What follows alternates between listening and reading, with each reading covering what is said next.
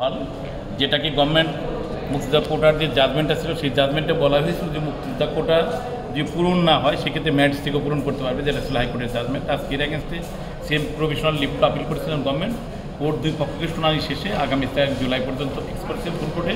At the same time মুক্তিযোদ্ধার যে কোটা পদ্ধতি ছিল সেই কোটা পদ্ধতি এখনও বলবৎ আছে।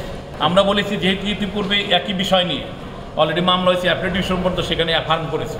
অ্যাফার্ম করে দেওয়ার পর এর অ্যাগেনস্টে যদি কোনো আইন করতে হয় তাহলে পার্লামেন্টে যেতে হবে, আর না হলে 111 যেটা 111 যে বাইন্ডিং ইফেক্টস আছে, বাইন্ডিং ইফেক্টস যেটা ফলো করতে বাউন্ড, সেটা মন্ত্রণালয়ই হোক অথবা কোর্ট হোক, সেটাকে ফলো না করে অলরেডি তারা একটা প্রজ্ঞাপন জারি করেছে, যে প্রজ্ঞাপনটা আইনের সাথে সাংঘর্ষিক। আদালত বলেছে বলে এই সময়ের মধ্যে তো আর কোনো কিছু হচ্ছে না, এই জন্য গভর্নমেন্টের পক্ষে বারবার ইজিটেট করা হয়েছে বিষয়টা নিয়ে, বলে না একটা ইন্টারিম অর্ডার লাগবে, কিন্তু তারপরও আশঙ্কার জায়গাটা আমি জানি না কোথায়। তার কারণ হচ্ছে কি, এখানে খবরদারি করার যে জায়গাটা সৃষ্টি হয়েছে আসলে মন্ত্রণালয় লেভেলে খবরদারি করার সৃষ্টি হয়েছে, কিন্তু যদি আগের সেই জাজমেন্টটা ফলো করতো তাহলে সব খবরদারি কোনো কিছুই থাকতো না। তাহলে সেই খবরদারিকে আরও বড় করে দেখতে চান গভর্নমেন্ট।